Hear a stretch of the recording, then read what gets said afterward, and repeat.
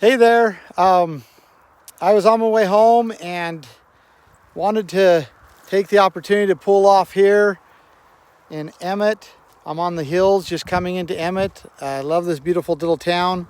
Flip this around, you'll see that's downtown. There's a lot of agriculture, um, but it's actually very difficult to find a home in Emmett, as it is with the rest of the rest of the state. We've got a lot of people moving in, and we can't stop people from moving in. So I want to talk about public lands, you and exactly what it is that we have to determine, because Idaho has a cultural decision that we have to make. We have to either decide that we're going to build up and make our cities more densely populated with traffic and smog or pollution and congestion, or we're going to build out and keep our conservative identity, agriculture, basically what Idaho is all about. But when you say that and you talk about building out on public lands, people freak out. They think, oh, we're going to lose our hunting and our fishing and our hiking and our camping. And that's just not what's going to happen. And because we have 63% of the federally controlled land in Idaho, quote unquote public land, right? 63%. The rest of it, we're fighting over, trying to maintain our agriculture, our homes, and our businesses. And so that's not enough for a growing state.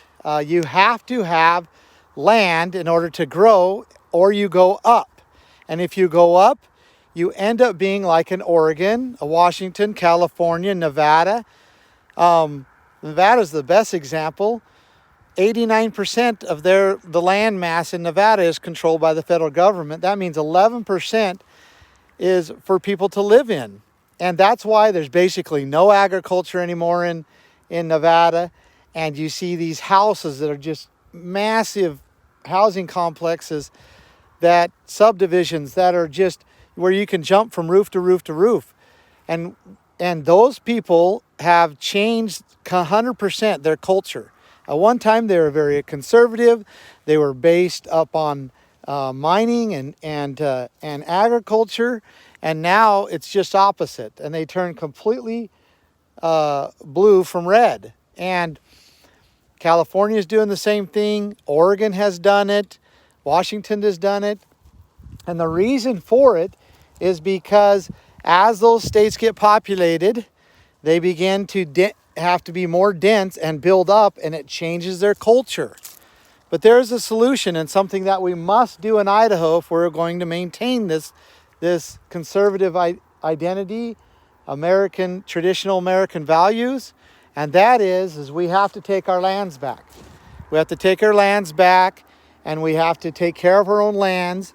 And then around these towns and these cities, they need to be made available for people to build. Because if not, all the agricultural land will be built on, and then we'll have to go up, and we just will not be the same state with the same ideas.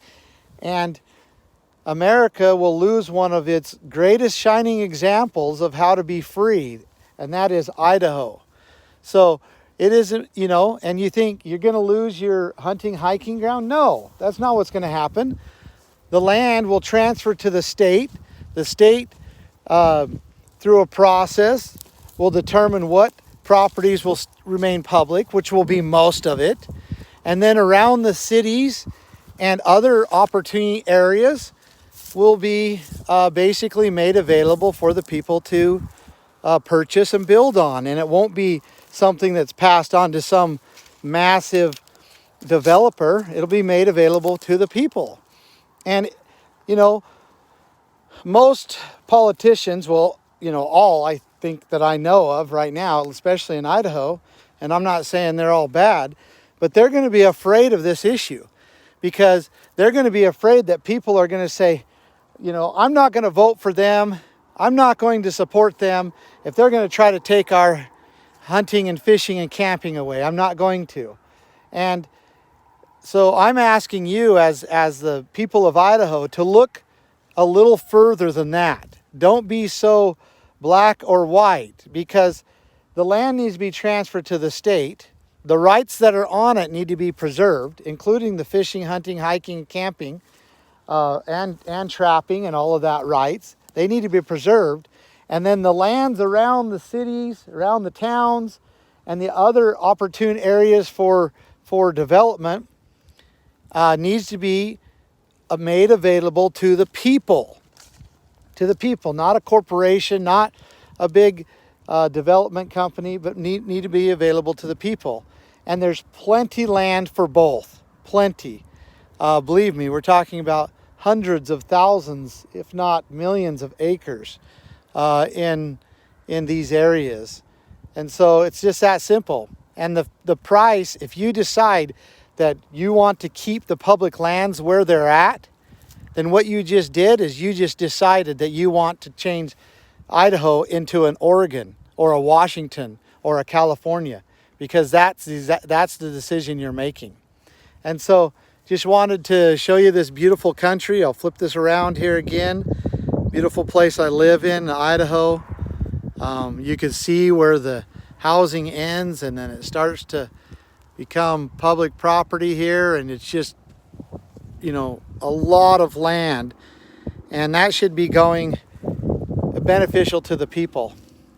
It should not be held by a federal government, a central government, where you have to beg from bureaucrats that live 3,000 miles away in order to be able to benefit from the beautiful country and the land.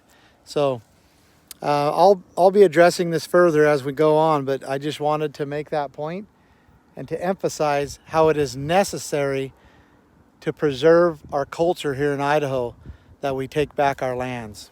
Thank you.